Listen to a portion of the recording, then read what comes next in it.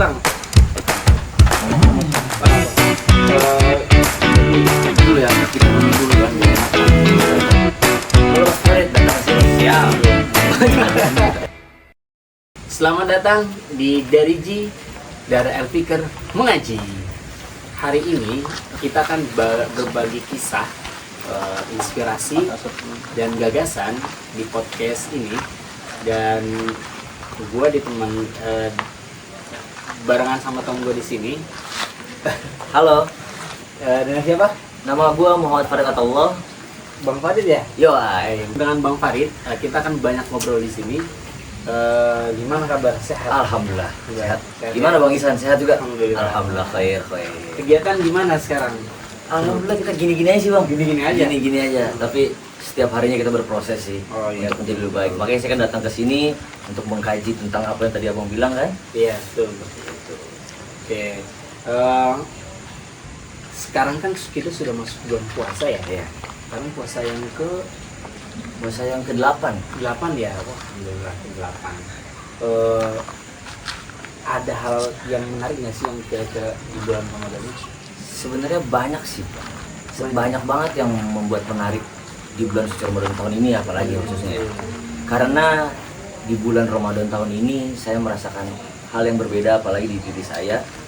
Dan saya juga benar-benar ingin tahu sebenarnya makna-makna bulan Ramadan itu seperti apa. Saya tujuan saya datang ke sini ingin berbicara dengan Bang Isan, dan Bang Isan juga sudah mengontak saya kan. Halo Mas Farid, datang ke sini. Siap. Iya. Seperti itu. Oh iya, benar-benar.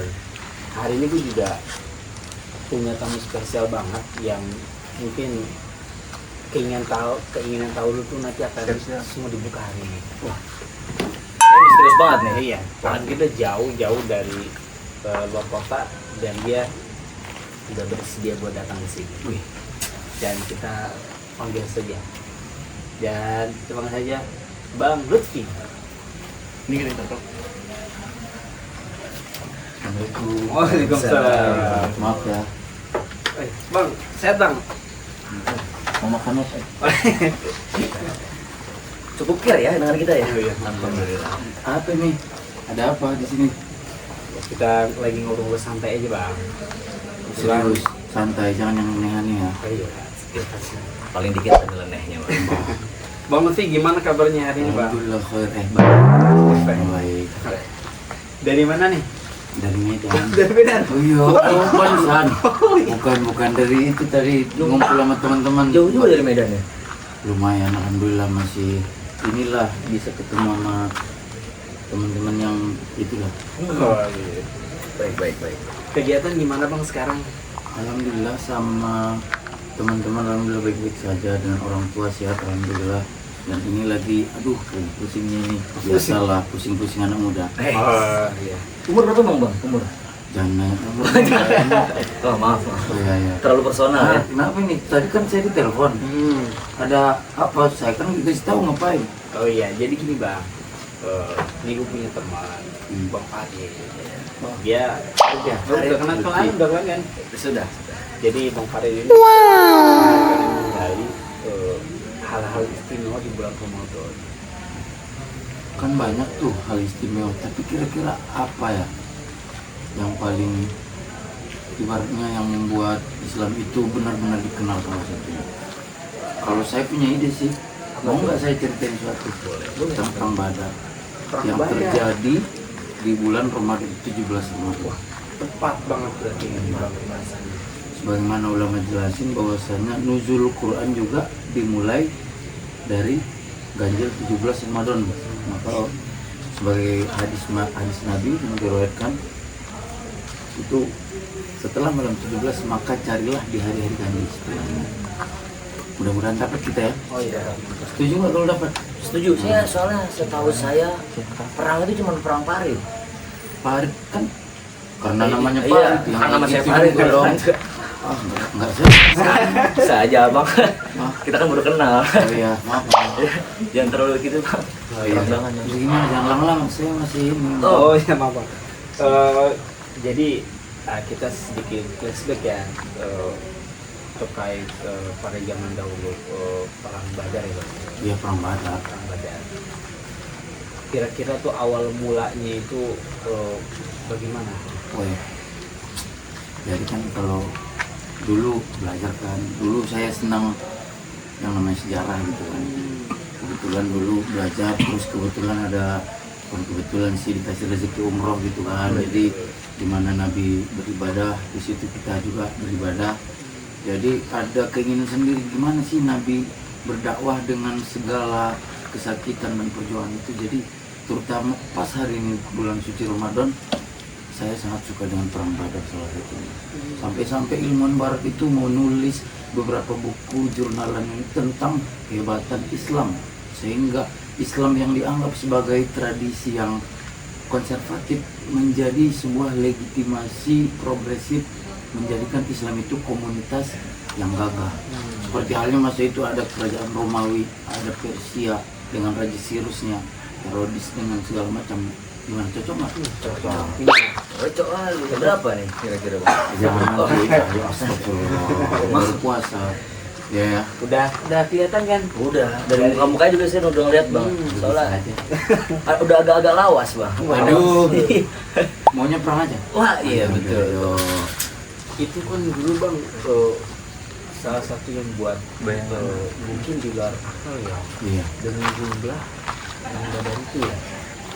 Iya, salah satunya di situ nah, yang dimana mungkin kita ini dulu ya, kita runut dulu kan, biar enak kan, boleh lah. Tapi itu karena kalau orang cerita ataupun yang sering kita dengar itu jumlah kaum muslim tidak setara dengan kafir Quraisy gitu kan. Sama seperti ada dalam legenda Yunani, Spartacus. Spartacus bukan Spartan, itu ada yang namanya film 300 ya kan. Film 300 itu hampir sama kejadian, tapi bukan berarti kita mau nyamain dengan kisah Islam ini kan, justru beda. Tapi kita ada bentuk semangat yang kuat di situ. Pertama itu awalnya, jadi gini dulu abad kedua hijrah, jadi hijrah Nabi Muhammad nih. Setelah dari Mekah hijrah ke Madinah, kaum Muhajirin dan kaum Ansar menyambut, gitu kan. Jadi masa itu dulu ada beberapa harta yang dirampas oleh kafir Quraisy sendiri. Bahkan Abu Jahal sendiri satu orang yang paling kuat untuk melawan Islam. Di saat itu pada tahun kedua hijrah tersebut, Abu Sufyan salah satu tokoh kafir Quraisy itu pulang dari negeri Syam. Negeri Syam kan kita tahu itu negerinya para pedagang dulu kan. Karena Nabi Muhammad juga pas kecil berdagang dengan mengikuti Siti Khadijah itu kan ke negeri Syam. Enggak sama gitu. Tapi kalau bosan nanya dikit lah. Enggak apa-apa, Bang. Enggak apa-apa. Saya izin merokok mungkin ya, biar boleh. kamu merokok juga, Bang? Ada, Boleh, tapi boleh, ini boleh. apa dulu, pulsa dulu. Oh iya, betul. Malum ya, udah kelihatan juga. Jangan gitu. Izin merokok ya, Bang. Boleh, kalau merokok Bang, mau merokok boleh. Nanti takutnya terjadi. Nah, jadi itu kan itu Abu Sufyan itu datang. Di situ Nabi Muhammad dan beserta sahabat itu mencegat Abu Sufyan ini yang mau ke Mekah, karena bentuk dari Nabi Muhammad ingin meminta kompensasi dari harta yang sebelumnya dirampas. Jadi meminta kompensasi. Awalnya waktu Nabi Muhammad dan para sahabat tidak ada niat perang. Kita pahamin ya, nggak ada istilah perang awalnya. Tapi orang kafir Quraisy mendengar berita dicegat. Orang yang pertama yang kita tahu siapa? Abu Lahab dan Abu Jahal. Abu Jahal ini salah satu orang yang paling getol. Di situ kan. Di situ juga dijelaskan bahwasanya latar belakang itu dalam kitab Sirah Ibnu Ishaq, salah satu kitab yang babonnya dalam sejarah Nabi gitu kan, ada itu Maktum, Zadul Ma'ad, segala macam. Sirah Ibnu Ishaq sangat bagus-bagus, walaupun lumayan harus diulang-ulang kan. Itu di situ tersebutkan begitu. Akhirnya dengan peristiwa itu datanglah Abu Jahal mengajak kafir Quraisy yang berjumlah 1.000 orang. Sedangkan kaum muslimin dalam beberapa kitab itu dijelaskan ada yang berpendapat 313, ada yang 314. Dan hikmahnya itu apa coba yang paling bagus itu? Jadi Badar itu sebenarnya perang Badar itu terjadi kayak di antara dua bukit. Dua bukit ini yang sempit dan melebar gini. Mekah ini ada sebelah sini dan Madinah sebelah sana. Paham ya? Berarti lumayan dekat ya dengan Mekah ya? ya kalau kita cerita seakan-akan dekat. Oh. Kalau kita jalan lumayan kan, bos, iya kan? Kalau pakai strapa kelihatan juga itu mah bang ya. Boleh, serasa paling sehat. Ya. Mau. Boleh itu mau. Nah itu datanglah orang Islam itu cuma 313 dan itu ada 3 model pasukan Islam. 313 modelnya itu yang pertama adalah pasukan tombak, panah dan prajurit biasa. Nah, ya kan begitu. Berkudanya juga cuma dengan 70 unta bergantian per sahabat. Nah, tapi sebenarnya Abu Sufyan itu sebenarnya bisa berhasil, tapi tapi yang namanya kesulitan sulutnya marah itu udah menyebabkan perang kan? Disitulah Nabi Muhammad melihat situasi itu sangat genting dan Nabi Muhammad tahu lumayan sedih. Kenapa sedih? Karena saya ketika umroh itu walaupun tidak sampai meneteskan air mata, ya, saya merasa di mana Nabi Muhammad ibadah, di mana Nabi Muhammad ibadah, seakan-akan kita itu merasakan apa yang Rasulullah rasakan. Makanya kalau kita nggak heran kan kalau ada orang yang yang umroh tiba-tiba menangis tanpa sebab, begitu kan? Masuklah 1.000 melawan 300. Ini belum main nih, belum play. Tapi ada ibaratnya biasa kan kalau zaman dulu perang itu istilahnya ada gertakan, satu orang ngomong, sambut segala macam. Dimulailah kalau zaman dulu begini. Kalau mau kita menunjukkan kehebatan tim kita jagoan kita maju dulu. Basis ya. Satu-satu ya dulu, satu-satu dulu. Ada yang satu-satu, ada yang dua-dua. Dibuat malah 3 versus 3. Ibaratnya Smackdown tahu nggak dulu Smackdown? Kalau kita kan nggak yang Rumble. Iya. Kalau kita kan taunya tawuran bang zaman sekarang mah ya. Iya, Bang Nawir tuh. Wah, Bang Rocky dipanggil. Legend. Makanya saya juga sempat bingung apakah orang-orang tawuran itu terinspirasi dari perang kan? Termasuk jihad juga kan membela sekolah gitu. Itulah pemaknaan nanti kita di akhir nanti kita jelasin kan. Baik. Bagus juga pertanyaan, aku suka yang gini-gini. Ya kan? Jadi Nabi Muhammad itu pas kebetulan dan kaum muslim itu berada di salah satu sumber air, sumur kalau bahasa sekarang kan. Sumurnya itu dan malam sebelum pertempuran besok Allah menurunkan air hujan. Allah menurunkan air hujan. Oh ya tadi maaf ya, lumayan udah agak malam kan. Kita sambil ya walaupun diselingi. Minum. Ini ada udah sih udah minum minum. Soalnya nggak dikasih Paris. Maaf bang ya, saya terlalu fokus nih. Udah nggak mau lagi kesini. Soalnya cerita abang nih Seruput dulu. terlalu menginspirasi diri saya bang. Masuk Abu Jahal datang kaum muslimin 3 orang. Tapi Abu Jahal menolak 3 orang ini karena 3 orang ini bukan dari kaum muhajir yang suku Quraisy. Karena yang disesalkan Abu Jahal itu dari Islam hijrah dan besarnya Islam ini adalah orang Quraisy sendiri yang menjadi teman kepercayaan Abu Jahal dan kafir lainnya. Itu justru mengikuti Nabi Muhammad, bukan mengikuti Abu Jahal dan pengikutnya dan kroco-kroconya bukan. Duel lah. Yang pertama itu ada Hamzah bin Abdul Muthalib, ada Ali bin Abi Thalib, ada Ubaidah Al-Haris kan melawan Al-Walid, Utbah dan Syaibah. Akhirnya gimana? Tes menang. Gitu dong tuh, 3-3-nya menang. Ya kan kalau kita perhatiin sudah juga. Iya, betul sih, jadi main silat kita di sini bang. Iya. Enak. 3-0 ya. 3-0. Sebenarnya kan kalau 3-0 itu udah nunjukin kehebatan, tapi karena kafir Quraisy itu merasa mereka lah yang superior dengan jumlah perang. Tapi gitu saya kan? ada pertanyaan bang. Sebenarnya kalau sudah versus gitu by one ya. By one ya. Betul. Nggak salah. By Iya. one itu sudah ketahuan menang, harusnya perang itu nggak dilanjutin atau udah selesai sih? Sebenarnya kalau duel-duel gini hanya kayak pemanasan gitu loh. Pemanasan. Untuk membakar tim 1 dengan tim 2. Tim kubu biru kalau merah kalau silat kan. Iya. Nah gitu. Jadi warnanya ada pemanasan dulu di situ mainnya. Itu zaman dulu salah satu sistem model peperangan klasik dulu gitu kan. Dalam jurnal-jurnal itu juga banyak dijelaskan itu dalam militer gitu, saya lupa yang diterbitkan oleh Oxford gitu. Itu salah satu memang begitu, model pertempuran begitu. Gentle juga ya. Ya lumayan Kacau juga. Dan yang paling kita ambil yang paling untuk sebagai renungan kita sebenarnya di mana? Dan saya itu paling suka Allah berfirman surah Al-Anfal itu kan, walaqad nasarakumullahu bi badrin wa antum adillah fattaqullaha la'allakum tashkurun. Dan Allah telah memberikan pertolongan kepada kalian wahai kaum muslimin dalam perang Badar, di perang Badar. Wa antum adillah, sedangkan kalian itu sebenarnya kalau kita pikir-pikir kalah. Kalau dipikir kalah, kalau dihitung-hitung, fattaqullaha la'allakum tashkurun. Apakah dengan perang ini kita bisa bersyukur? Mudah-mudahan bersyukur. Itu kan 300 lawan 1000. Aku coba dalam kitab Rohikul Maktum yang ditulis oleh Syekh Mubarak Furi nih, orang India nih.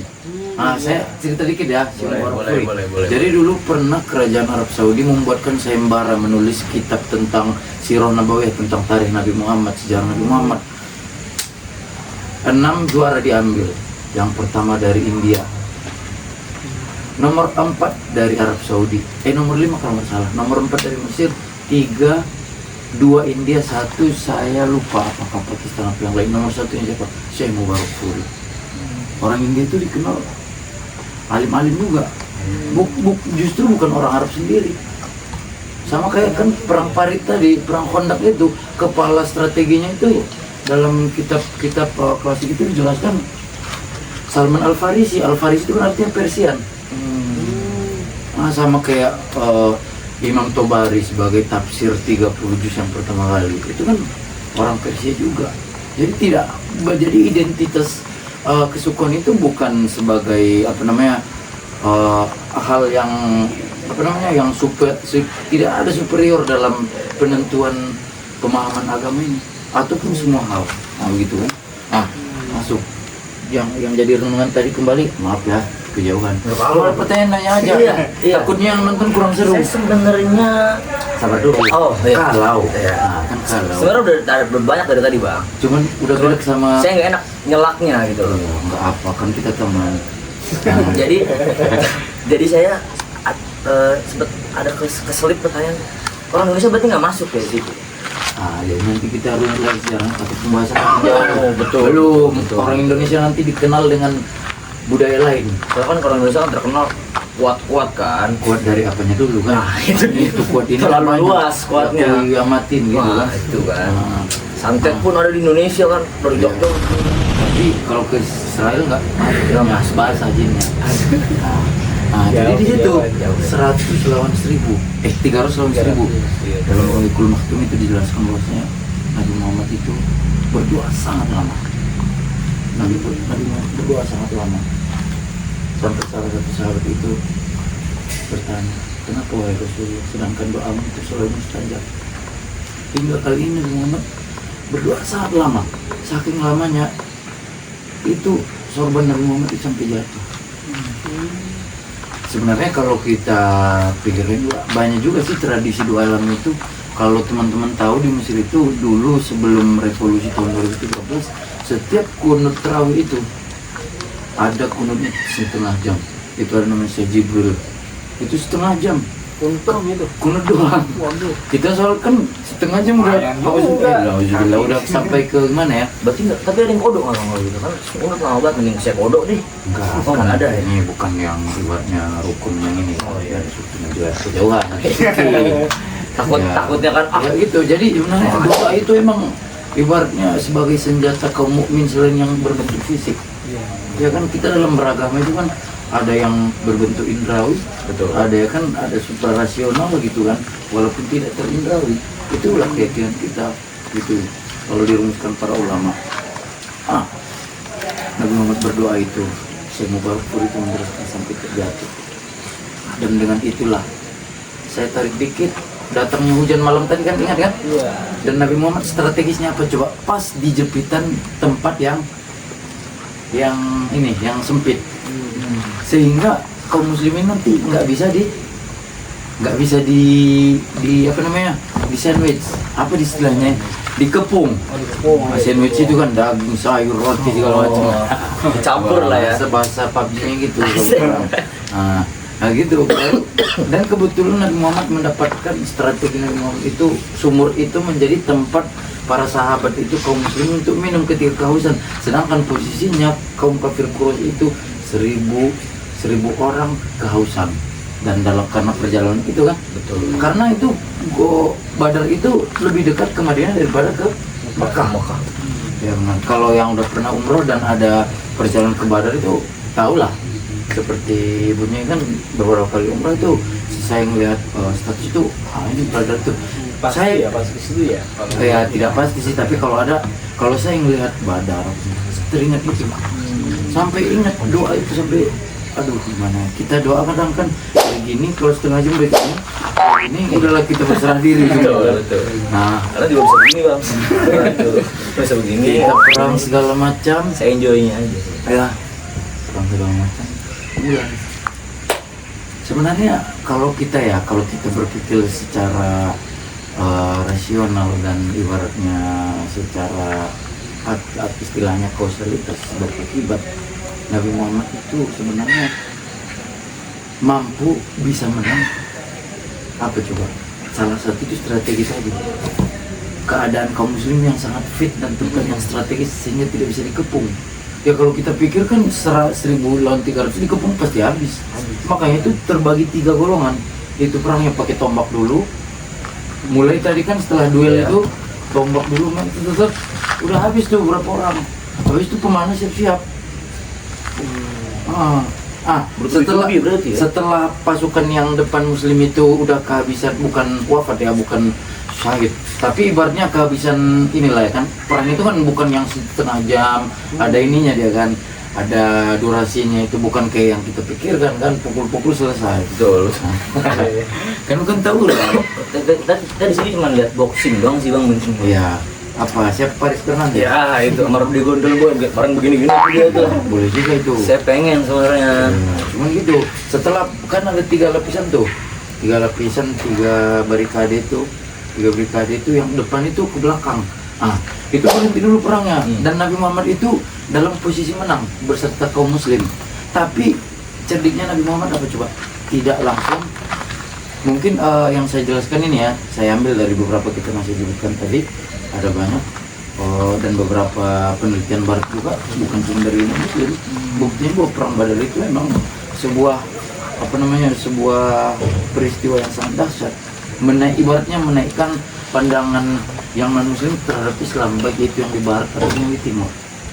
Kalau gitu kan, kalau lanjut masuk tas berhenti dulu ke muslim, bukan langsung nyerbu. Kita kan maunya udah kalah nih, serang terus. Enggak, Nabi Muhammad tenang dulu, mengamankan posisi dulu, masuklah yang barisan kedua, yang barisan panah. Jangan kalian serbu lanjutan kecuali tunggu perintah saya, kata Nabi Muhammad.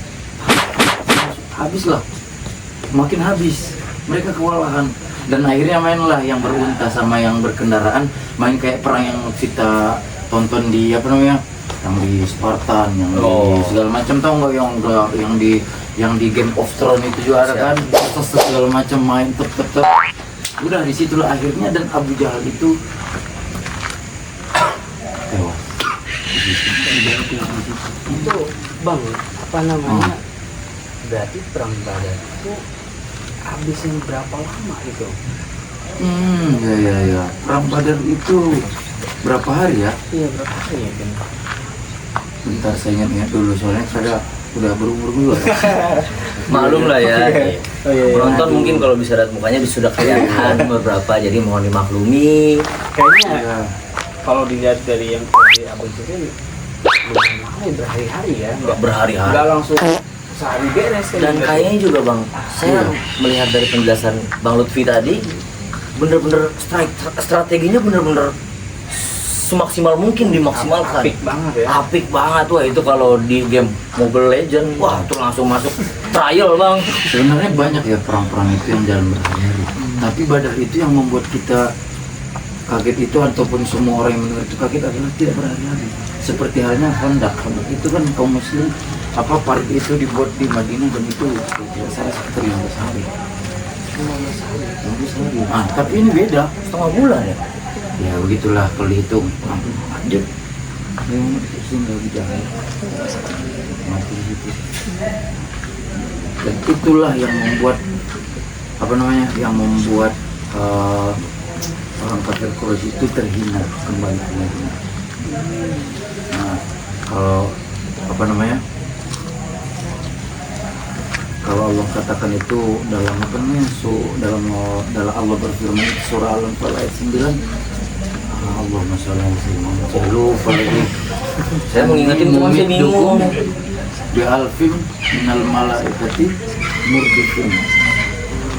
Allah menurunkan kepada kalian dan mempersiapkan pasukan senjata itu beribu-ribu malaikat. Artinya apa? Ada istilah nilai Islami dan strategi duniawi yang berbarengan dalam perang itu. Kita nih bisa nggak sih kita lulus ujian tanpa doa?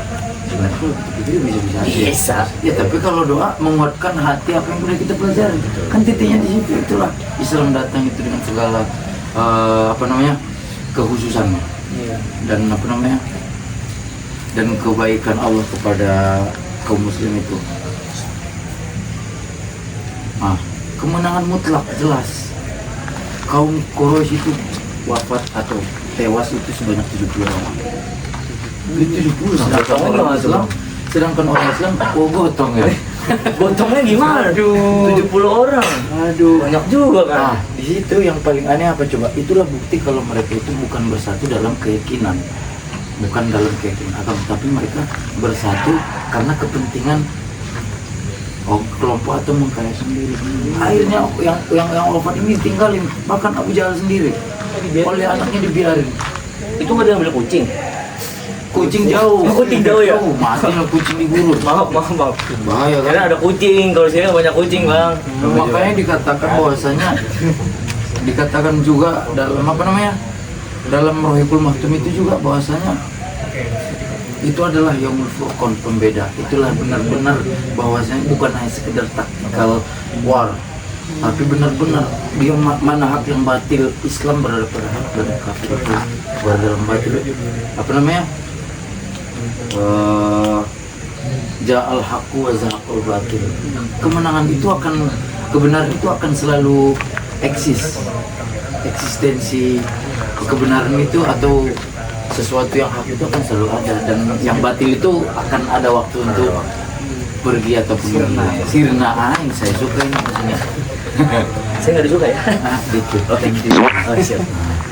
Disitulah akhirnya kaum apa namanya, kaum kafir Quraisy itu kalah.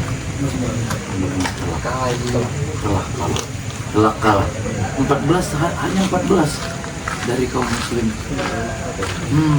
Makanya itu yang Hamzah itu duel kan, yang salah satu itu dibunuh itu nanti yang korban, salah satu korban itu nanti di perang selanjutnya itu dendam kepada Hamzah. Tapi itu mungkin terlalu jauh ya. Pernah dengar ceritanya kan? Pernah itu.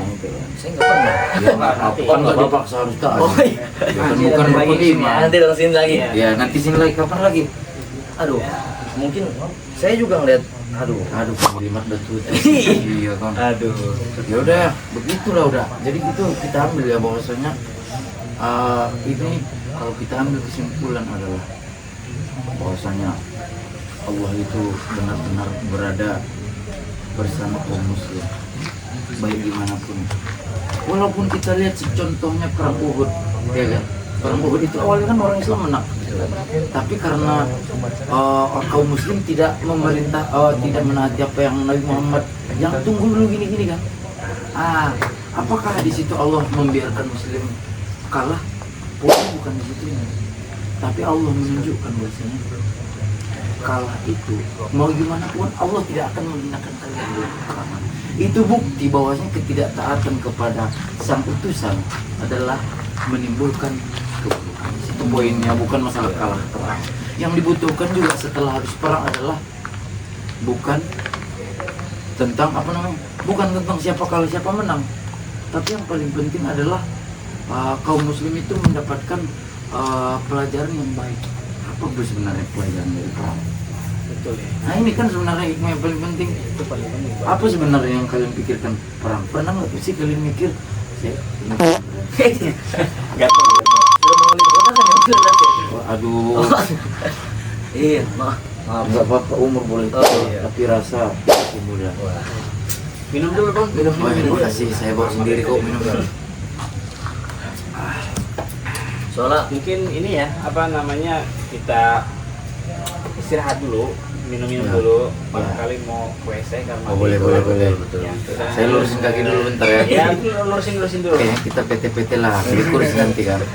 Ya. secara bahan boleh nggak? Nggak Boleh, Oh, boleh boleh. banget juga. Santai aja di sini, santai. Ya ini Chill, ya. refleksi aja ya kan. Refleksi. Refleksi saya ini bahwa kita nih Muhammad Sallallahu Alaihi Wasallam itu insanul kamil. Nah ini Sayyid Muhammad Alawi Al Maliki. Manusia Yang paling sudah sempurna sering- ya. Manusia sempurna. Tidak ada kurangnya sama sekali. Ya jangan kita bicara kurang aja, karena segala sesuatu itu yang layak kepada Nabi harus kita sandingkan dengan itu. Oke, Dari situ, kita rehat dulu. boleh maaf ya tadi. Alah, Semangat banget. Terlalu oversharing ya bang ini. iya, saya kadang gitu, asik. Oke, terima kasih. Ya. Kita nanti lanjut di segmen selanjutnya. Oke, lagi. Kita akan lanjut pada segmen selanjutnya.